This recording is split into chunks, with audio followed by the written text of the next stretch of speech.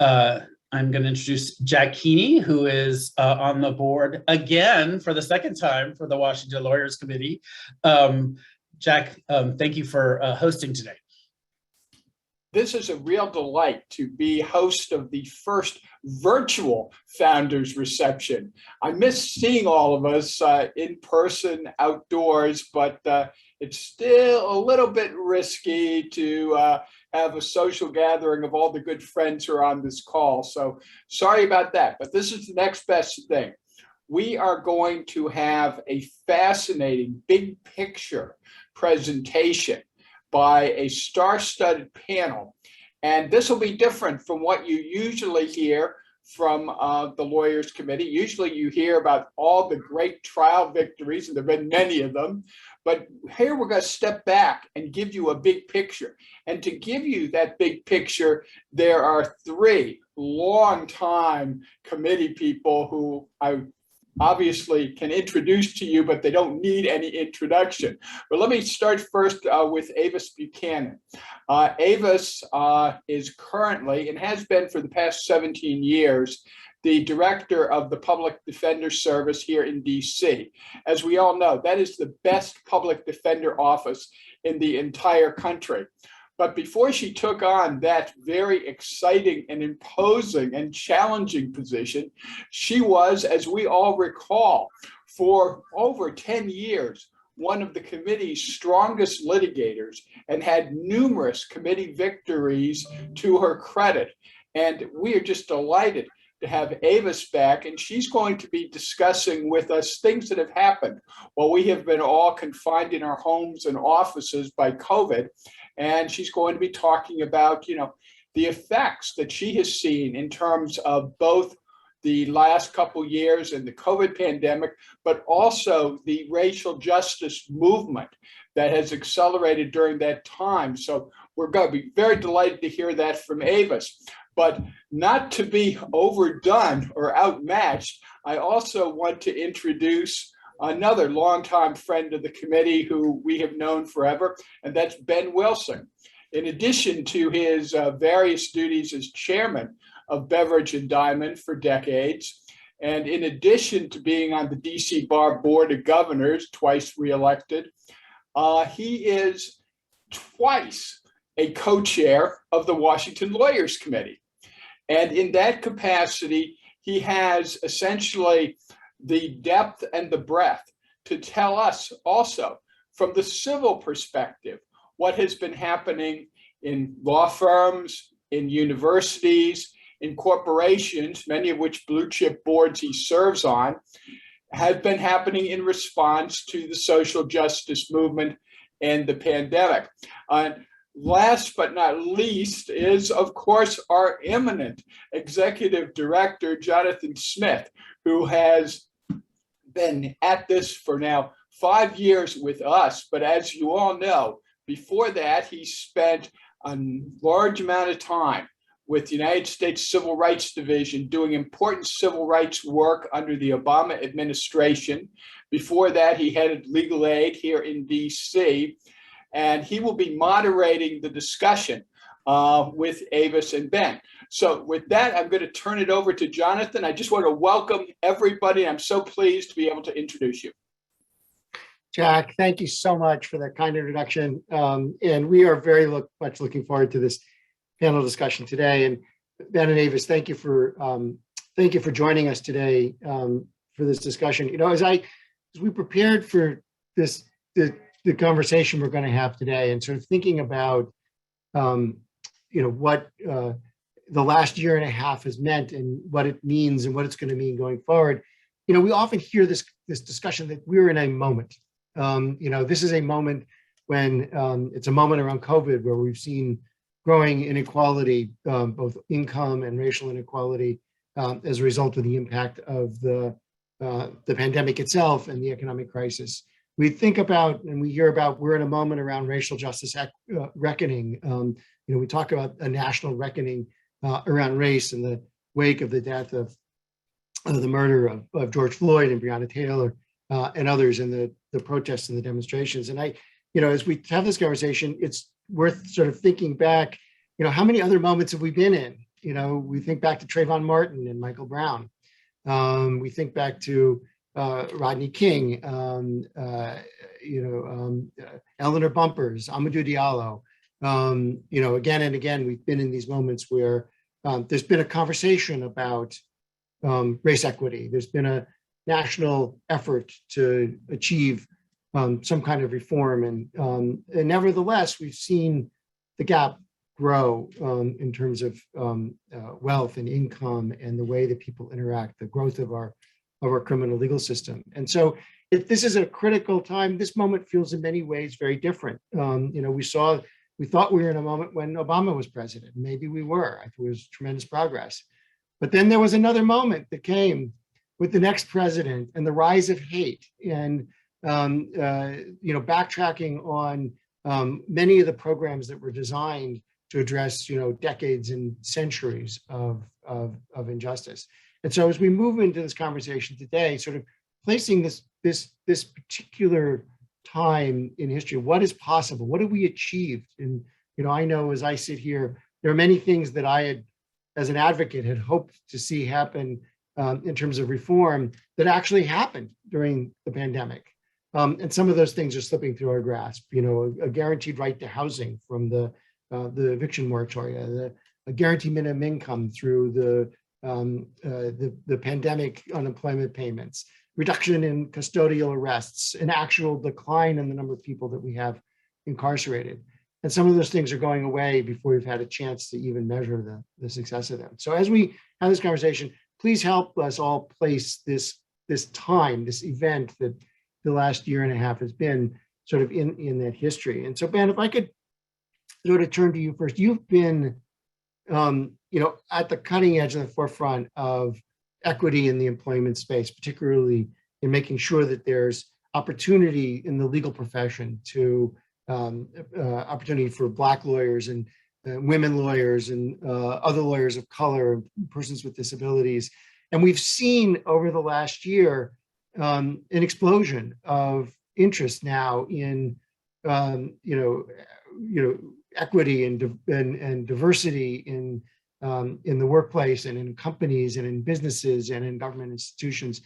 Reflect a little bit on sort of this moment now. Is it different? Are we seeing something that is going to cause fundamental change? And how can we reflect on what's happening now? Well, thank you. I am so pleased to be with everyone today. And when they told me I have a chance to speak with Avis, I felt like the other person singing with Aretha Franklin or Whitney Houston. I decided maybe I wouldn't sing, but suffice it to say, I'm honored to be here and to see so many wonderful friends. When we talked about this early, and I'll probably try to state it more briefly than I did during the course of our little prep session, but the time that this most reminds me of is a time that I remember when I was 11 years old. And I remember vividly when on the evening news, they showed the hoses and the German shepherds being sicked on kids demonstrating in Birmingham. And that was in my recollection is the spring of 1963. And what made that different was that the whole world could see it, right? And it could not be denied. When I grew up as a boy, Stennis, Eastland, those guys would decry the alleged outrages. And there was a gentleman who headed the local NAACP chapter in my hometown of Jackson, Miss, and he would send photographs of the mutilated bodies to the Department of Justice so they would understand this was real, not fake. And but that was different because the whole world saw it on the evening news. And if you will recall, or I recall, that summer in my hometown, Medgar Evers was murdered. And that fall, the 4 little girls between Sunday school and church were killed in the bomb in Birmingham.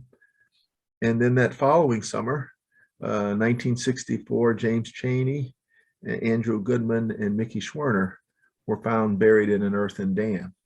And to me, what that period signaled, that resulted in the Civil Rights Act of 1964. John Lewis crosses the Edmund Pettus Bridge and we get the Voting Rights Act of 1965. And without those two pieces of legislation, you don't get to Barack Obama, you don't get to Ossoff and Warnock in Georgia, you don't get to a lot of things.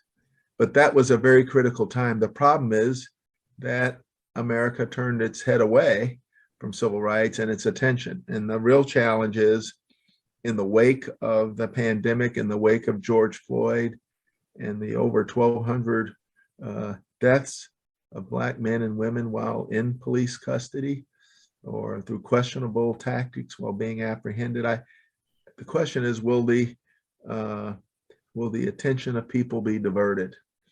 But I see this as a much different time, and I'm eager to have a conversation with people who know far more about these things than I. But this is not a group of a few college kids from the North and the South and people who lived in communities who were dared to risk their lives. When I see the people of Black Lives Matter, when I see the people that were in the park that so many of you helped defend, I saw a diverse group of people, far more diverse than others I'd seen 50 years earlier.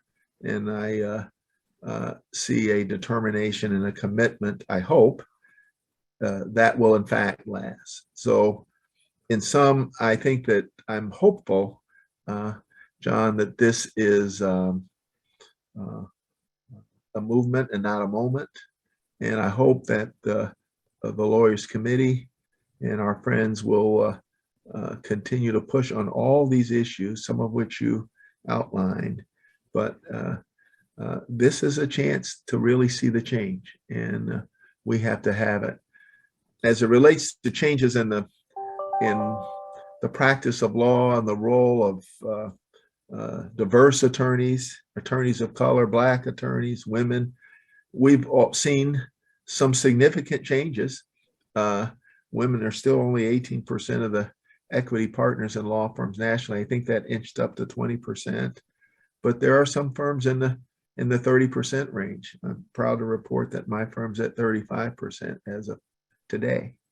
And but we have a lot more to do.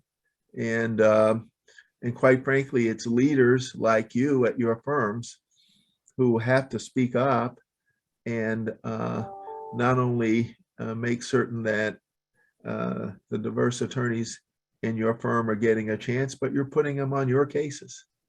And you are, in your succession planning, they are getting that work. And when they do well, they're getting attagirls and attaboys. And when you bring home the new work, that you're sharing in origination credit. So if you want this change, there's some very clear things that we can do, but we have to go beyond words, right? And beyond speeches, and we need action. And I think the legal profession, more than any, I see my friend Rod Box is on the phone here today, but my recollection, when Medgar Evers was shot in 1963, there was no Washington Lawyers Committee. There was Wiley Branton in Arkansas and A.P. Turow and New Orleans, and Fred Gray in Alabama, Donald Hollowell in Atlanta, Alexander Luby in Nashville, and then there was the NAACP Legal Defense Fund. So I submit to you that we may have missed it that time, and some of you are actually young enough to say, I didn't miss it, I wasn't there. But we dare not miss it this time. And so I'm going to stop talking, because as you can see, I won't likely stop. Thank you. Well, Ben, we appreciate it, and we're going to hear more from you. And I love the movement, not a moment. And if we can hold on to that, it really it really captures. And thank you for hearkening back to, looking at the other times when there's been a movement, not a moment, and how, and as much work as we have left to do, the fact that we've made a difference. So Avis, one of the things that's different about today than in 68, in the times that Ben was talking about, was the role that the criminal legal system has played in racial inequity, and the role that it's playing now in this movement for calling for racial justice. When the Lawyers Committee was started in 1968, the Washington Lawyers Committee was started in 1968, there were 200,000 people in prisons and jails across the United States, and most of them were white. We have 2.2 million people in prisons and jails across the United States, and very few of them are white. The vast majority are people of color. And that's not to say that Jim Crow didn't involve the legal system and the extra legal system, there wasn't de jure discrimination, but the role that prisons play and that the prosecutions have played and incarceration has played, has just devastated communities across the country and has targeted people of color with long lasting and persistent consequences. And we've seen some reform take place during COVID and in the wake of, and some reform in the wake of the demonstrations last summer.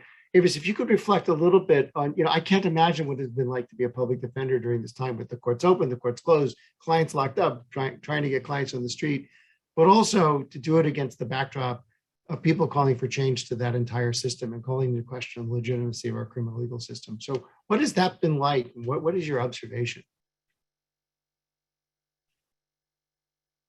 So thank you for having me as well. And I was fascinated listening to Ben recount the things that he was a first line observer to. I was there, but not old enough to appreciate all that was happening at that time. So having that perspective is always interesting to me. My experience in the criminal justice system dates from, in the District of Columbia criminal legal system dates from the 80s when I was a staff attorney at the Public Defender Service, and then to the last 20 years. And so some things I've seen have changed and some things haven't changed. What hasn't changed is the population that you see behind bars back then in the courthouse and at the jails, at the DC jail, and what you see now. There may be a few more Latino community members there, but the face of the population is still largely Black and poor.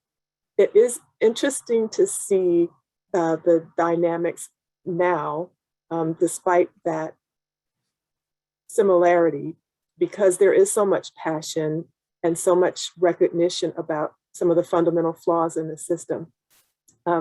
There's a theory that as people got more freedom in the South, the Black folk got more freedom in the South. The criminal system became the new vehicle for controlling the Black population. And if you read some of the stories in The Warmth of Other Suns, the Pulitzer Prize-winning book about the Great Migration, you'll see how much of a foot people had, the police and the system in general had on Black folk.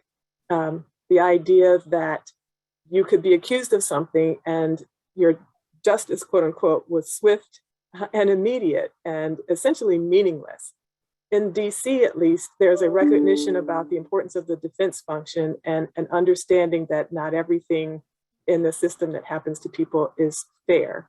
And PDS has been on the forefront of that, challenging the government's authority in the form of the prosecution's decisions, challenging the government authority in the form that the police represents. And we have always been for racial justice, but not just for racial justice, for justice for anybody coming through the criminal legal system. A lot of what animates people to come to the Public Defender Service or comes to public defense and to come to public defense in general is to recognize the burden that the system represents for people in general, but for racial minorities specifically. So the idea that now there is so much of a recognition of the extent of the power the police have. I appreciate the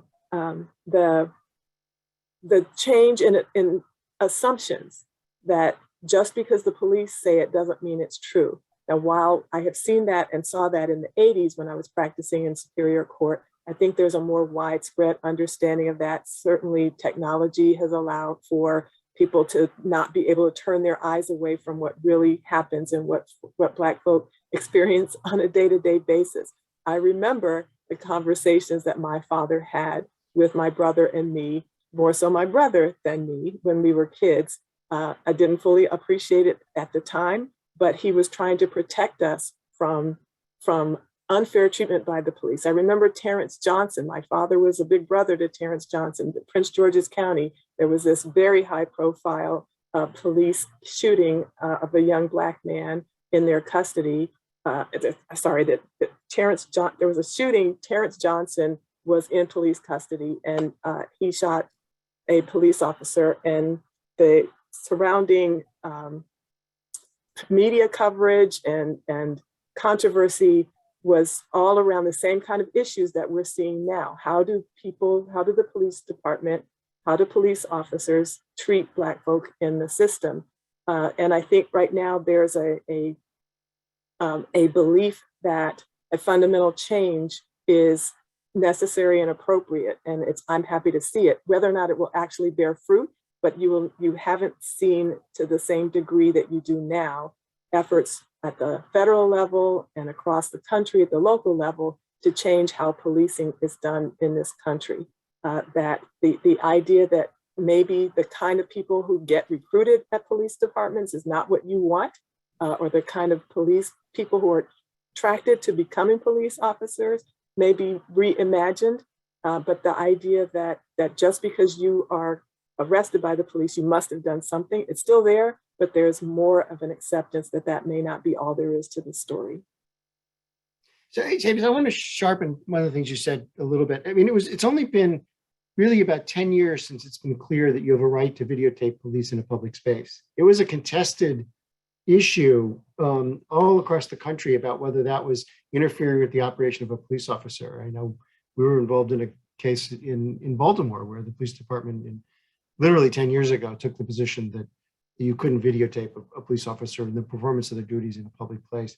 But video is really, now that it's clearly established as a First Amendment right, and people use it all the time, and there's a video on everybody's phone in everybody's pocket. It has in some ways changed things, but it's also where you wonder whether you have an observation about whether it's changed perception or it's only changed the technology itself is the change. And I think about it in this way. I remember shortly after the death of Michael Brown talking to a very progressive friend, who was observing that there were all of a sudden all these videos of people being shot by police, and said, how come all of a sudden there's all these police shootings? And this is a very progressive person. The police shootings have always happened. The beatings of Black people have always happened. The illegal arrests have happened. What's different is we can now see them on video, and that inability to listen to or credit the witness of Black testimony, has that changed because of video, or is it now that we only believe Black testimony when we have video? And we still, is there something different about the videos change things, or is there still much more work to be done in that space? And I don't know whether, watching what happens in courts now, is there anything that you see different that about the way, are Black people more believed, or are we still facing this challenge that our biases and discrimination and the legacy of discrimination still pervades the system that way? The video works to people's advantage and to people's disadvantage. There's a lot of electronic discovery that gets exchanged or gets sent to the defense bar, to the defense attorneys. It is recordings of jail calls, it is video. We have gotten cases dismissed as a result of being able to go out and get the video. That's one of the things that makes PDS, that gives PDS the reputation it does have, is we have investigators who are very thorough. They go out and as soon as the case is, as soon as we're appointed to the case, we start going out to the different storefronts and neighbors to see if we can get the video before it is erased. So I think there's more of an expectation among juries that material is available, and it can certainly cut both ways. Sometimes your client is the one on video. Sometimes it is not clear who's on video, or sometimes what's on video is totally inconsistent with what you understand happened, and inconsistent with what the police are portraying your client as having done.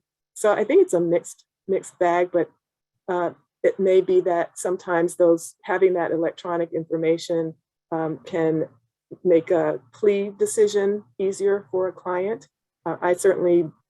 We had video when I was practicing, not to the same extent, but it makes a difference both ways. So this is to both Ben and Avis. Maybe Ben, you can start. When in preparing for this, we had a very rich conversation about, is there a generational difference? Did something happen last summer? A lot of us have been working in these various spaces, and we've been seeking really profound reform, but it's in the nature of reform. And what we heard from people on the street was they want change. They don't want reform. They don't want the system to work cleaner. They want a different system. Is that generational divide fundamentally different today than it's been in the past? Or is this really, a feature of the civil rights movement, and one that provides a deep richness to our ability to move progress forward? That's a fascinating question. I wish I had the answer to that. I think that this demand reflects a frustration with the process. People don't want to wait any longer. Anybody here remember Stokely Carmichael? No? All right. Well, in any event, I remember Stokely Carmichael. And his voice was heard, and because he was frustrated with waiting so long. And quite frankly, I think the voices that you hear today are echoing that same frustration. Having said all of that, I also think that the law, which everybody knows is slow and sometimes ponderous, we have to find a way of communicating our stories in our work in a way that this generation understands them. So they communicate digitally. How do we communicate? As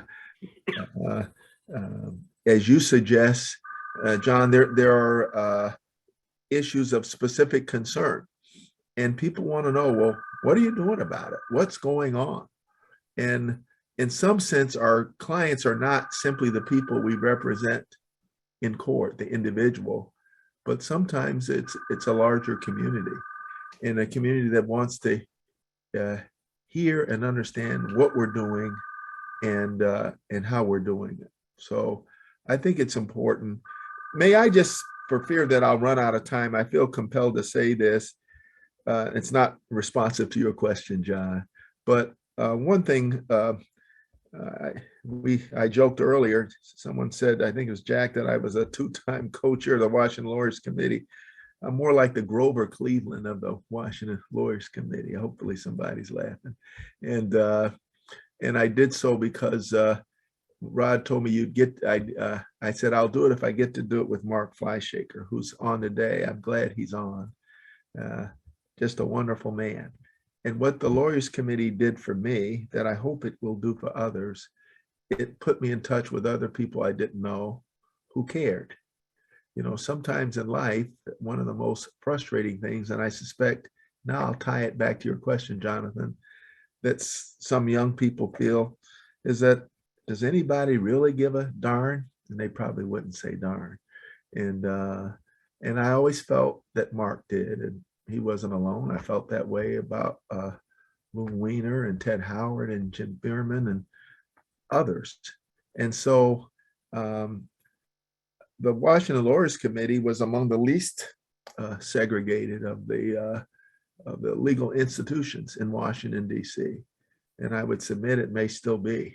And so I hope that we are, as we are changing the world, or hoping to, that we're also looking at ourselves. My firm is not perfect, and has never been. I'd like to think we're better in some ways, but we have challenges. And I have a suspicion that yours may be a little bit like mine. So, so I hope as we are talking about the great issues of the day, and I do not wish to take us away from them, let's also make certain that we are doing this work of bridging the gap within the legal community, and also hopefully communicating to the very communities we are hoping to help themselves. And people are able to speak for themselves. We need to be sure we can hear their voices.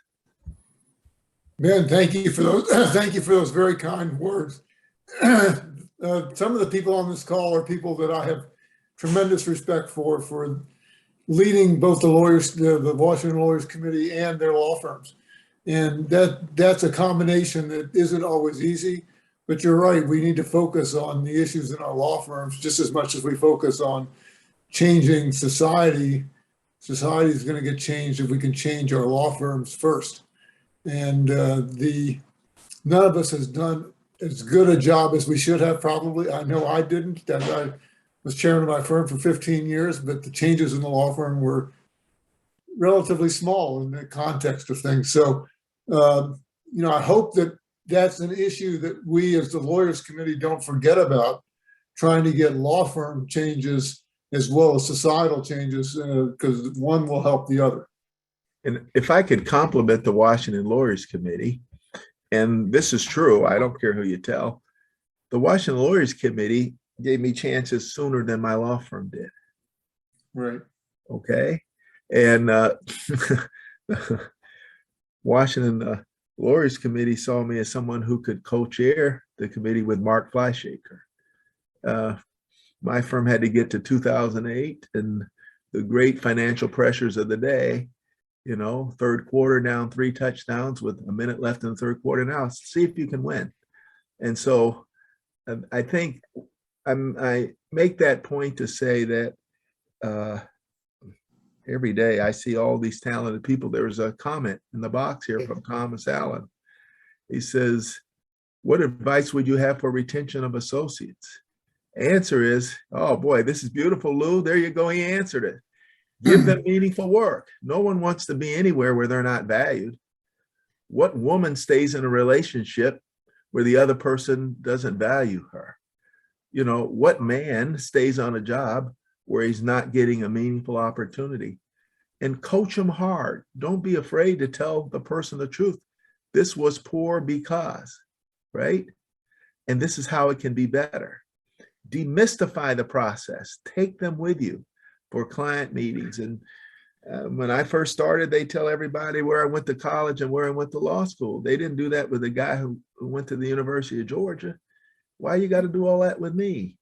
And so, and I understood why, but the fact of the matter is the meaningful work matters, and show them how the game is played.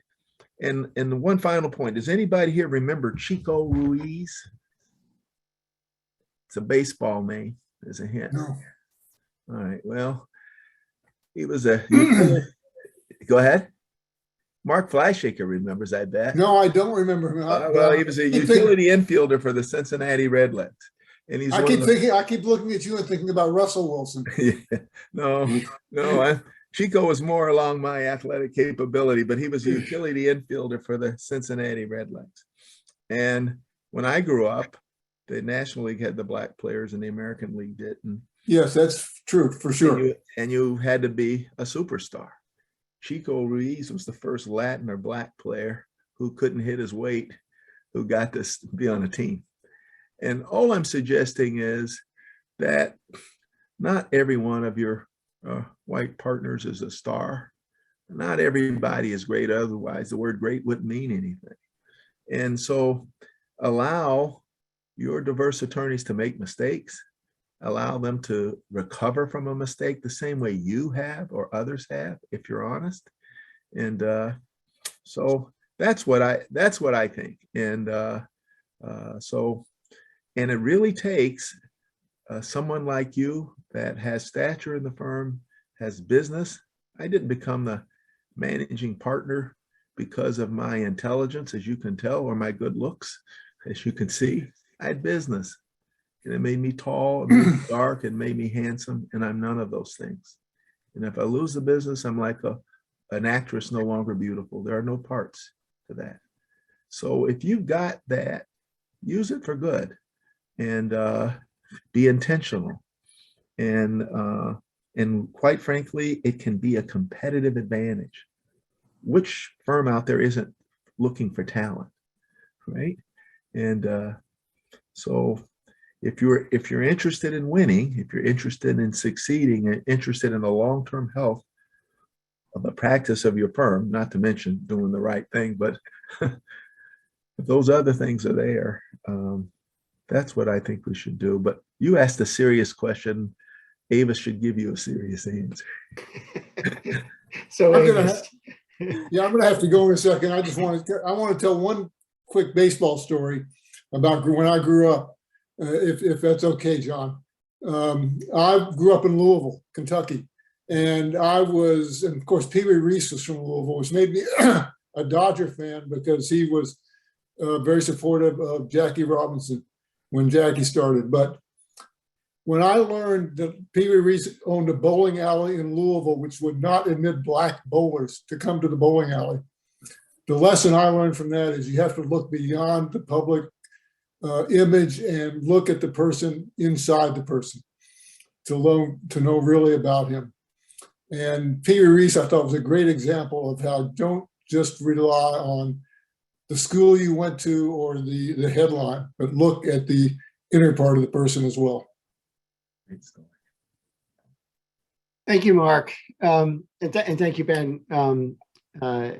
Avis, a lot happened since I asked the question. So you should respond to any of that, whether it's like to have, whether in the public defense world, whether there's a generational divide, or more just generally reflecting on, the demands of the street in the last year, and reflecting on a career of someone who has, committed deeply to ending the inequity and injustice of a system that has criminalized people of color, and what that generational divide really looks and feels like from your perspective, either as a public defender or really someone who has dedicated their entire life to addressing that injustice. So I'll let you pick whatever piece of the question you feel you want to answer. All of them.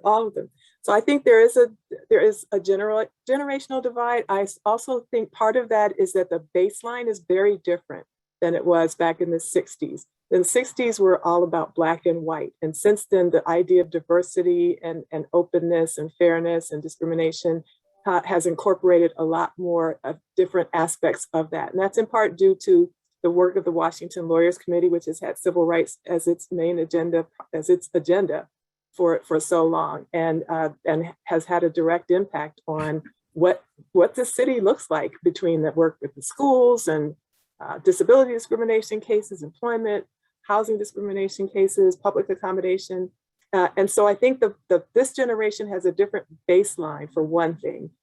There's also, as a result of the successes and the gains due to the civil rights movement, people are now in places of authority where their influence is greater, where the decisions incorporate their ideas and their priorities.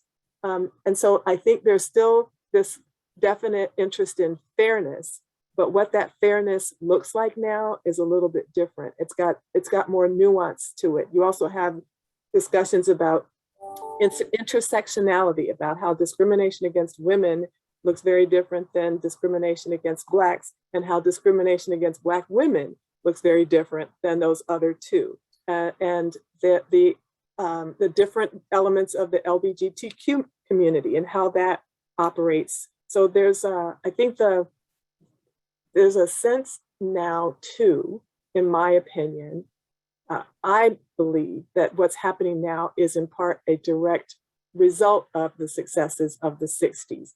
I think there's an element in this country, as we saw in my view, from 2016 to 2020 and thereafter, of a this is enough. You all have gotten enough. And now it looks like, to me, you're taking it from me. I see the demographic trends. I see what's happening to people like me. We're now on the outs where we used to be the people dominating things and controlling things and dictating things. And the blame, especially in the poorer or less well-off communities, it's easy to point the finger at the folk who look like they're succeeding and who are getting more attention and more priority. So this, I think that like the birth rates are scaring people to some extent. I think that immigration is definitely a flashpoint for that reason. Immigration is mostly about Black and brown people. It is not about people coming from Canada or filtering in from European countries. Maybe the numbers are different, but the emotional intensity is very different when it comes to Black and brown people. So I think that there's a lot of struggle for the promise that the Constitution and the founding principles represent. Thank you. Thank you very much. So I'm going to ask a question, but I also want to see if we can open it up to the folks that are participating. There's a lot of really thoughtful, wonderful people on this call. And, we welcome to have the conversation. Either please put a question in the chat, or if you want to ask your question, orally, if you raise your hand, Greg will, or Megan or Leo will point you out, and so we can hear from you. But let me pose one question to Avis and Ben. That we're not going back to the before time, when whatever post-COVID is, it's not going to be 2019. What do you think is actually going to be different in this space? And when we think about justice, and particularly focused on racial justice, what is going to last both good, and where are the real risks? What are the things that we have to be afraid of that out of what has happened over the last year and a half that have either grown inequality or made things worse? Or, I personally am terrified about the rise in hate. And it's not that hate hasn't been there, but it's now completely on the surface. That hate that is simmered below the surface is boiled through. So what's going to be different? Ben, do you want to go to, how's 2023 going to be different than 2019?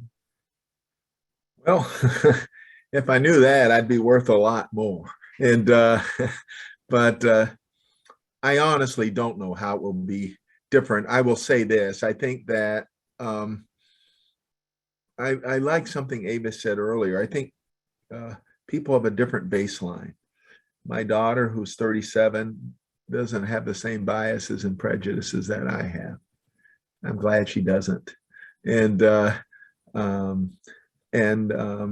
what I'm hoping is that what we will see is that the issues that impact a given group will be taken up not just by members of that group, but by others as well.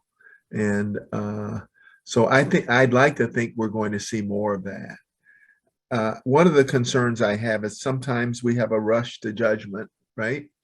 And I think it's important that there's something to be said for due process in almost any circumstance. And so I hope that we will continue to have that. This question about violence, I don't think it's going to go away. I think that people have well, in my very biased view, an incorrect idea of what freedom is. Freedom doesn't mean I get to do whatever I want. Freedom requires some responsibility for the common good. And I believe most of us see it that way. It's just that people have found a way of justifying their behavior.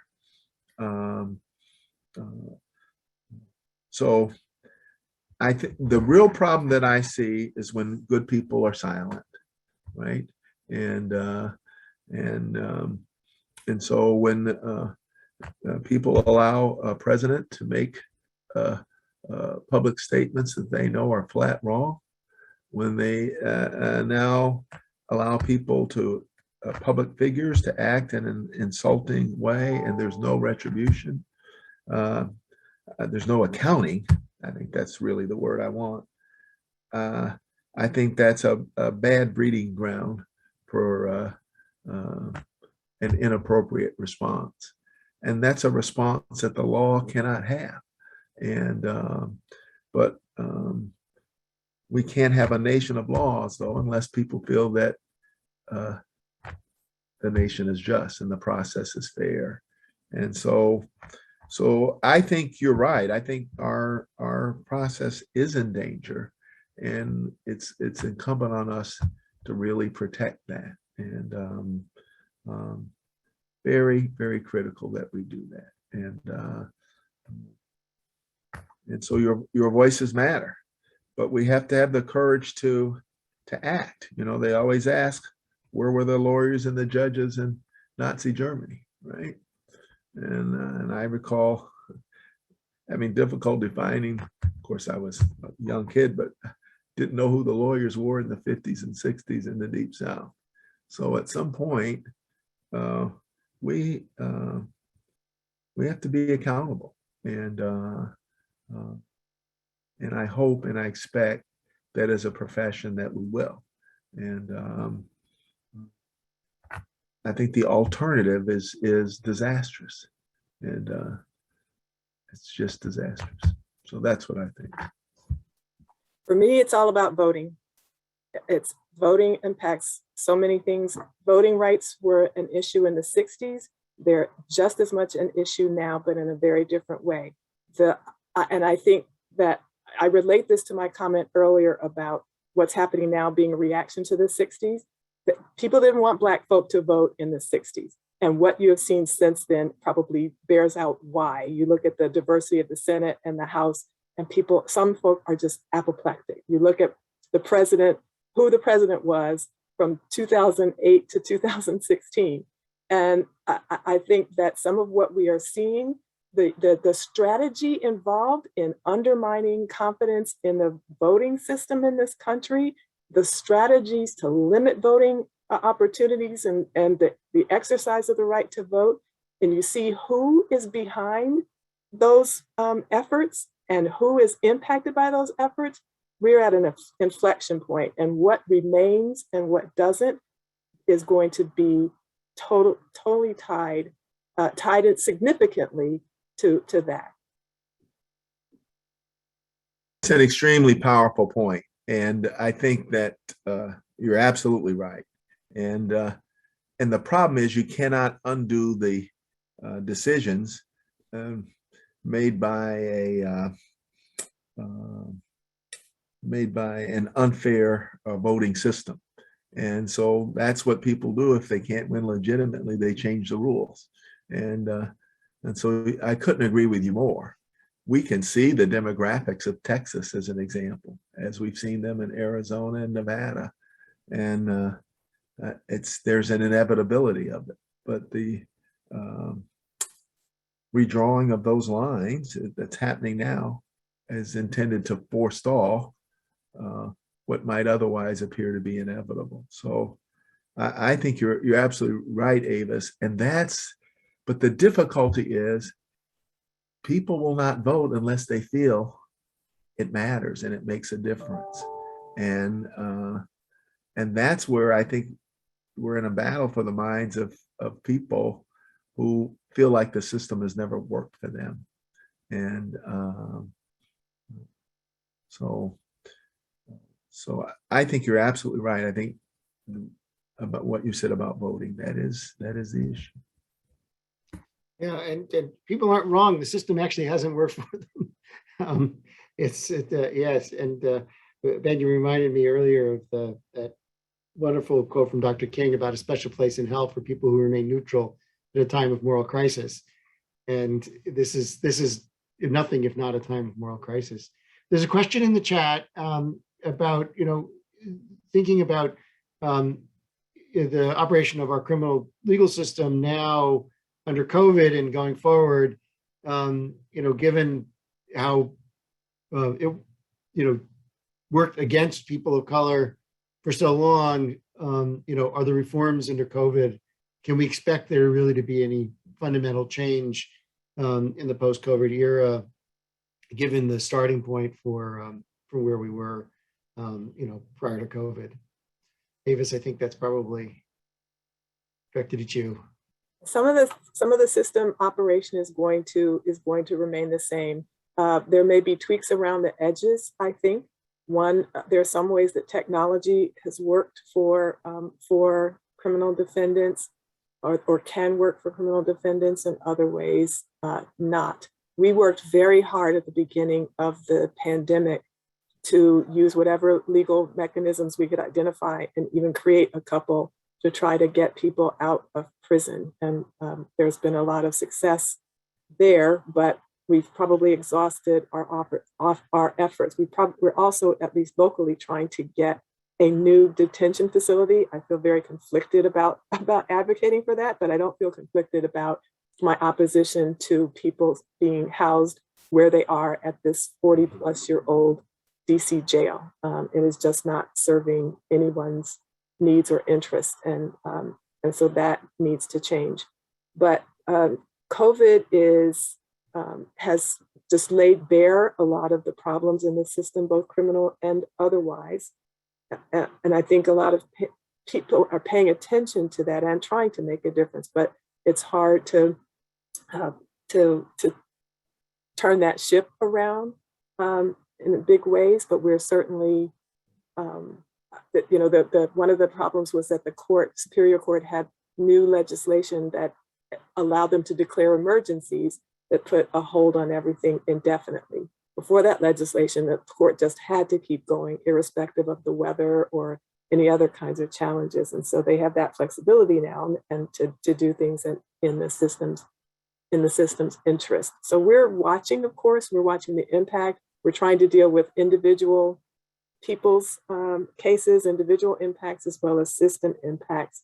And that's one of the reasons we have a special litigation division to focus on the ways that the system itself, however it's operating, when it has a negative impact on people, COVID or not. Right, and those folks have been so busy this last year, just watching all the litigation that people are bringing out of PDS. So Ben, I think it's a question for you. This is a moment when much. Well, actually, before you go to the Sure. question for me, I had a question for Avis, a follow-up, please. So Sure. Avis, I'm on our Judicial Nomination Commission, and one of the things we talk with our applicants all the time is access to justice, how we're going to get this done during the time of COVID. Are there conversations, are there periodic meetings with our chief judges to talk about processes, things that can be done to ensure? We have a question in the box here to ensure that rights of people are being respected, and that we're not having these undue delays, as you stated, because we can be in this state for a little while longer. Yeah, well, there are conversations happening. Whether or not they're having the desired impact is another story. We have, I'm one of the things that has been consuming me in the last few weeks is issues related to the jail visits, how fast the court is moving, how fast or how much the U.S. Attorney's Office is doing to get cases processed. More cases are coming into the system, or cases are coming into the system at a faster rate than they're exiting the system at the other end. And it is creating huge problems for people who have been at the jail and have no prospect of a court date anytime soon. The court system is trying to gear back up to do trials. I think there have been 3 trials since March, 3 jury trials since March, and some starts, fits and starts. And sometimes the court has tried to get people to come earlier for trial, to advance trial dates, but that hasn't allowed for enough preparation. And other times there are cases that would go, but for some reason, those aren't the ones that are getting the focus. So there's a lot going on. There are lots of conversations in the context of the Criminal Justice Coordinating Council and different subgroups, and PDS is talking in different corners to try to address some of this. And as I've said to people, the problem with being a public defender is we control nothing. We don't control, we don't dictate any outcomes. We persuade, we yell, we scream, we sue, we litigate, we fall on the floor, we argue, but we don't dictate any outcomes. So most of what we do is just trying to figure out where the levers are, where the pressure points are, and maximizing the benefit of pushing against them. Well, and there was a period where we didn't have our full complement of judges as well. And, but I do hear your point very clearly. 3 jury trials since March. Wow. I believe. I'm sorry, John, you were about to. No, Ben, there's a question I think is probably more for you. You know, this is a moment when much needs to be done, and we have a new president and a new Congress and a new Senate, and much of what needs to be done is not moving forward. And we've got an election coming up in 2022 and 2024. And to Avis's point that the most important thing is to vote, how can people be motivated to vote if Congress isn't doing what we sent them there to do? That's, I don't know that there's an easy answer to that, but it's a really important question.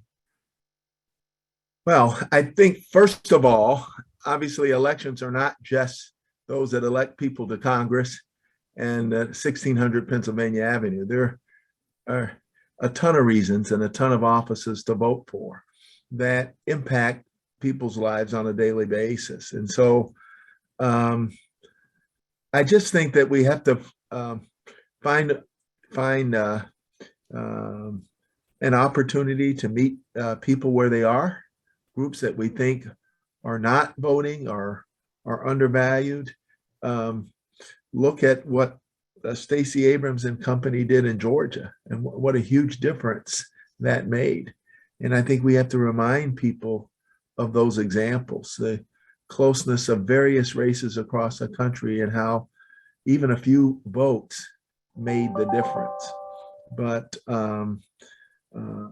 I would hope that if we get through this current crisis, I can't imagine that what's happening with voting will go neglected much longer. I'm not saying there will be progress. We saw what didn't happen on police reform, right, on Capitol Hill. And so, but these challenges have to take place now. And to the extent the legal challenges can be made in advance of the election, I think it would be extremely important. And particularly in those states, those 10 or 12 swing states that affect the national election, but certainly even in those congressional districts where we see people are being disenfranchised. That hour went unbelievably fast. Yeah. And it is such a real pleasure to listen to both Avis, to you, and to Ben talk about these issues, and the valuable insights, experience, observations, really are enriching. I'm going to give you both, if you want, just a minute or two, and then I think we have to close out our time, or we're a little bit past our hour. But Ben, Avis, is there one final thought you want to leave us with before I turn it back to Jack? I'll follow Avis this time. Go ahead. I would say that change is always happening. The change that you're seeing now is somewhat organic, and it's going to be a different change than our generation may be used to, but we need to support them as we would have wanted to be supported, as we wanted to be supported when we were up at bat. So this is their world as much as ours, if not more so, and they have definite ideas about what it should look like, and we need to pay attention to that and contribute where we think is appropriate. And I would say very briefly, never underestimate what an individual can do or what a few people dedicated can do. I chose to get involved with the Washington Lawyers Committee because Rod Boggs was like a dog with a bone, as he has been, I think, with many of you. And as Jonathan has become accomplished in his own right. And he sent two guys after me, John Payton and Tom Williamson, who I admired and loved. And they were like my mother. They were telling me it was good for me. And as with my mother, I resisted as long as I could, but they were right. And so that matters. So I hope you will do that. And I'm also compelled to tell you this, and I love these stories, but I was reading recently in 1955, 6 months before Rosa Parks was arrested, there was a 15-year-old teenager. Do you guys know this story? Claudette Colvin. And she was going to be the face of the Montgomery Improvement Association. She was going to be the Rosa Parks, if you will. Turned out at 15, she was pregnant, and the leaders of the movement decided they did not want a 15-year-old pregnant teenager to be the face of the civil rights movement. 6 months passed, and Mrs. Parks became that face. In the intervening period, an unknown minister came from Atlanta to Montgomery, Martin Luther King.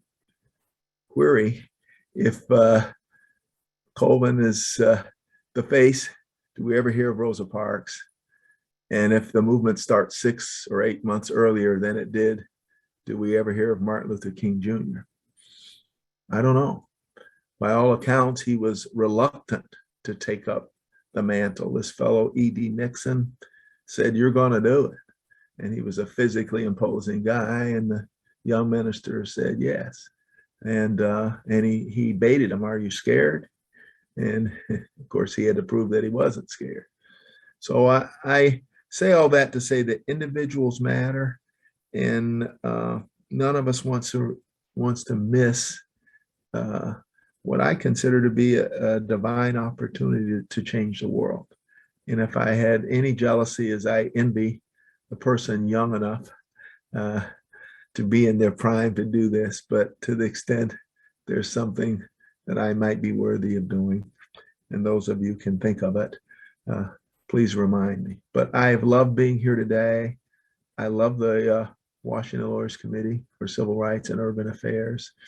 And I love the idea of what we stand for. And I hope you guys will meanly lose this idea, as Abraham Lincoln said, meanly lose. And I think that means fight like hell. Thank you so much. Thank you, Ben. Thank you, Avis. Jack? Next year in person.